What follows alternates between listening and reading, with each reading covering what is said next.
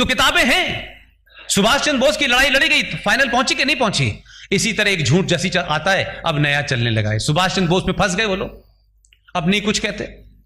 तो आप कहते हैं वीर सावरकर ने माफी मांगी थी, उसके लिए भी हम लोगों ने इंतजाम कर दिया है, तबीयत से किया है। अभी हमने जेएनयू में 3-3 घंटे का 2 बार सावरकर पे हमने नाटक किया, कोई चिल्लाने नहीं आया भारत तेरे टुकड़े होंगे। उनको लगा वीर सावरकर जेएनयू में आ गए हैं तो अब टुकड़े किसके होंगे ये तय हो चुका है। आप कन्विक्शन के साथ काम कीजिए। पूरी मुहिम हम लोगों ने देश में छोड़ी हुई है कि 2-3 झूठ सावरकर के बारे में जो है वो कोई मेरी किताब से नहीं है। जो लोग सावरकर के बारे में आज ये तय कर रहे हैं कि वो वीर नहीं थे, राजस्थान के मुख्यमंत्री ने कहा वो वीर नहीं थे क्योंकि वो खुद बहुत वीर हैं।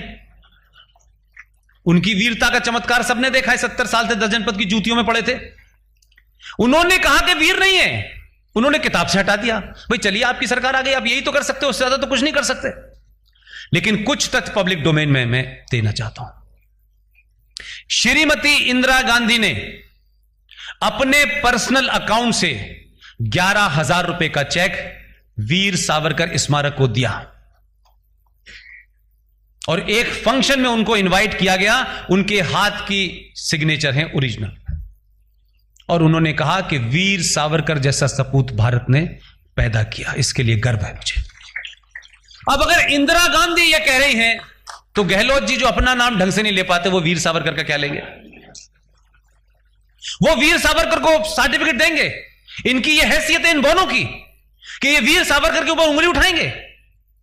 क्योंकि उनको ये बताया गया है कि जब वीर सावरकर बिलपिट मोरिया से कूद रहे थे समुद्र में, तब नेहरू जी कहां कूद रहे थे पता नहीं चला, किसी को पता नहीं चला कौन सी जगह कूद रहे थे। कभी तकिया लेके कूद रहे थे, कभी कुछ लेके कूद रहे थे, वो कूद का ही खेल खेलते रहते थे। और जिस जेल में या जिस तथाकथित गेस्ट हाउस में बंद होते थे, देखिए ये चीजें पब्लिक डोमेन में है, मेरे प्रेजेंट करने के तरीका हो सकता है। जवाहरलाल नेहरू को जब जब नजरबंद किया गया तो उनसे सुबह पूछा जाता था कि आप नाश्ते में क्या लेंगे, कौन सा अखबार पढ़ेंगे, और वो इतनी फुर्सत में थे कि सुबह भी डियर इंदू को फोन लिखते थे, चिट्ठी, दोपहर में भी डियर इंदू, रात में भी डियर इंदू। जो आदमी अंडमान निकोबार में बंद था उसे साल में एक चिट्ठी लिखने का अधिकार था। उस जैसी यातना सोच करके आज के 90% कांग्रेसी कांग्रेस छोड़ के बीजेपी ज्वाइन कर लेंगे। छोटी मोटी घटना नहीं है, लेकिन ऐसे लोगों के बारे में हमने तथ्यात्मक स्टडी नहीं की। इसलिए मैंने कहा कि 1904 में इंडियन नेशनल कांग्रेस का जो अध्यक्ष था मिस्टर कॉलर ने क्या लिखा है वीर सावरकर के बारे में, जरा वो पढ़ लें। कॉलर साहब को तो दिल्ली में सरकार नहीं बनानी थी, उन्हें तो किसी की चापलूसी नहीं करनी थी। उन्होंने कहा एक ऐसा शख्स जो अपना मुल्क छोड़ करके जिस मुल्क ने उसको गुलाम बनाया है वहां खड़े होने की, लड़ने की ताकत रखता है, लेकिन इस देश के लोग उसके बारे में ऐसा कहते हैं, इतना महान आदमी। लेकिन हमने कॉलर का रेफरेंस नहीं दिया, हमने इंदिरा गांधी का रेफरेंस नहीं दिया, उन्होंने अपनी जेब से 11,000 रुपए जो दिए उसका रेफरेंस नहीं दिया। हमने वीर सावरकर स्मारक के अंदर बाकायदा कांग्रेस पार्टी ने जगजीवन राम को भेजा कि आप जाइए, हमने उसका रेफरेंस नहीं दिया। तो हम पढ़े नहीं, उस गैप का फायदा उठाया। अब आप पढ़ने लगे हैं और यह इत्तेफाक की बात है कि आपने पढ़ाई 2014 से शुरू की है। अब आप पूरा माजरा देखिए कि सोसाइटी भी कॉर्नर कर रही है और जो आप नैरेटिव दे रहे हैं लोग उसको सिर्फ मान ही नहीं रहे, उसकी पूरी विवेचना करते हैं और फिर जो लोग देते हैं नैरेटिव उनसे ज्यादा ताकत से वो रखते हैं सामने। आज किताबों के रेफरेंस दे रहे हैं। इसलिए जो पार्टी आदर्शवाद पे चली थी वो एक फूल दो माली से होते हुए 303 पहुंच गई, और जिनकी सत्ता 70 साल से थी उनके पास विपक्ष का भी पद नहीं है आजकल। तो ये आपकी ताकत है, लेकिन सत्ता का बदलना न बदलना ये एक बहुत छोटा सा रूप है। मैं मानता हूं कि समाज जब बदल जाता है तो राष्ट्र बच जाता है। मेरी सबसे अपील यही है, सरकार में ये रहेंगे, दूसरी बार कोई और एमपी आ जाएगा, तीसरी बार कोई रहे, ये साइकिल चलती रहे, लेकिन ये समाज तय कर दे कि जो हम चाहते हैं, जिसे हमारा भरोसा होगा, वही एमपी बनेगा, नहीं दूसरा नहीं बनेगा। इसलिए सरकार बनाने के लिए आप वोट देते हैं, सरकार बनाने के लिए दीजिए, लेकिन राष्ट्र को बचाने के लिए आप ही को आगे आना पड़ेगा। राष्ट्र खतरे में है।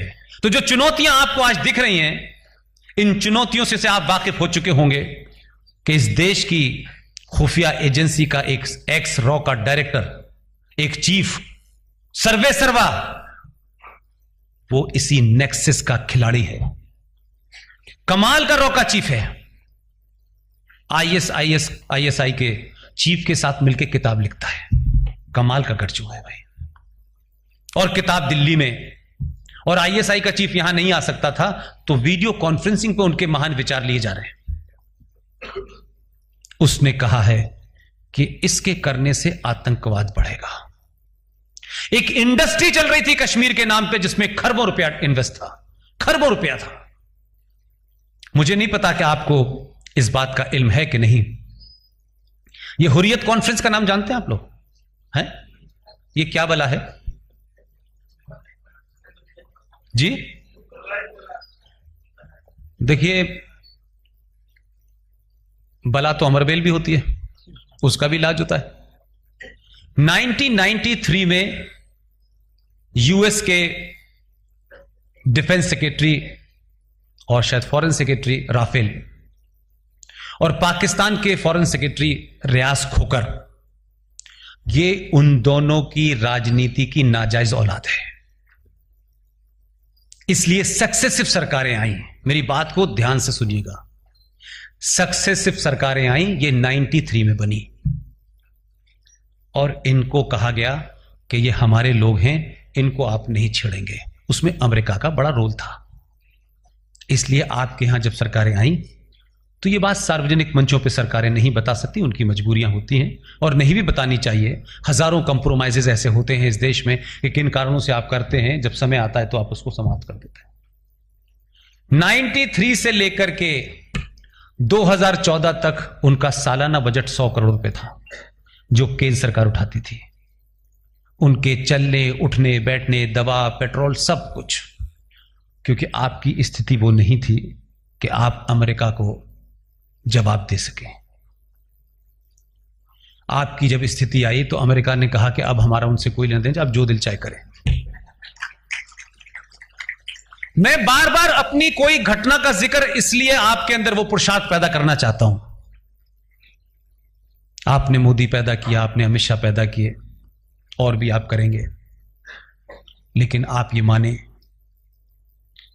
कि सिर्फ 2 लोगों से देश नहीं बचेगा।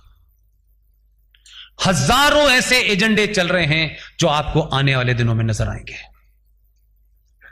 और इसके बाद जो चुनौतियां हैं वो खतरनाक चुनौतियां हैं। उसमें समाज की भागीदारी जरूरी है। और आपके सोने से क्या हुआ? आप गुजरात के लोग हैं, आपने बाहर वालों को गले लगाया। पूरे देश में हमारे यहां एक मानसिकता बन गई है, हर काम सरकार करेगी। यह नहीं हो रहा, सरकार क्यों नहीं कर रही? और अब तो मजबूरी होगी, सरकार का मतलब मोदी हो गया है। हर आदमी कहता है मोदी ने, बताओ कल पूछा क्यों नहीं कि हम सही टाइम पर सो गए? अब इतना हम उम्मीद करने लगे हैं क्योंकि एक आदमी समाज के प्रति जवाबदेह होना हो रहा है, तो अब आप कहते हैं नहीं, अब तो हमारी पर्सनल 1-to-1 बात सुनो भाई। आपकी खामोशी ने और इग्नोरेंस ने इस देश में 5 करोड़ बांग्लादेशी बस गए। आपकी खामोशी की वजह से जिस हिंदुस्तान के हिंदू और मुसलमान को जम्मू कश्मीर में जाने, बसने, नौकरी, कारोबार करने के लिए परमिशन लेनी होती थी वहां की सरकार की कि आप हमें नागरिकता देंगे, तब आप वहां जाएंगे, तब आप बस सकते हैं, तब नौकरी कर सकते हैं, तब चुनाव लड़ सकते हैं, तब वोट डाल सकते हैं, वहां 98,000 रोहिंग्या मुसलमान बर्मा से चल के पहुंच गया। हमारे देश में उस पर चर्चा नहीं हुई। उनके पास आधार भी है, उनके पास राशन कार्ड भी है, बिजली का बिल है। अब वो बस गए। कुछ दिन बाद ये होगा कि बच्चा छोड़ो भाई, अब क्या करें, इनको कहां निकालें, खत्म कहानी। इस देश में जो लोग सीधे तौर पे सत्ता पे नहीं पहुंच सकते, उन्होंने एक नया फॉर्मूला निकाला है कि इस देश में डेमोग्राफी चेंज कर दो। और ये डेमोग्राफी चेंज करने का जो पहला उदाहरण है वो भी उसी जन्नत से आया है जिस जन्नत को सही में जन्नत बनाने निकला एक आदमी। हमने कुछ कुछ घटनाओं के बारे में कभी चिंता ही नहीं की। एक शख्स मुफ्ती मोहम्मद सईद 86 में चीफ मिनिस्टर था। यह घटना अवेलेबल है, आज तो आपको जाने से कोई नहीं रोक रहा है, बल्कि जब ज्यादा गुजराती जाएंगे कश्मीर, आप सिर्फ ये अनाउंस कर दीजिए गुजरात समाचार में कि 100 गुजराती कल कश्मीर जा रहे हैं वैली देखने। कुछ लोग टॉर्च लेके देखेंगे कहां कहां गए हैं, उनको लगेगा कि ये तो बगैर इंची टेप के हो सकता है इतनी जमीन कल इनकी हो जाए। तो अब तो आपके पास परमिशन है, कोई रोक नहीं रहा है। जैसे आप दिल्ली में हैं, बॉम्बे में हैं, सब जगह हैं, वहां भी आप चले जाएं। तो आप सोचिए कि 1986 में यह ट्रायल किया गया, यह टेस्टिंग की गई, हमने ध्यान नहीं दिया इस बात पे।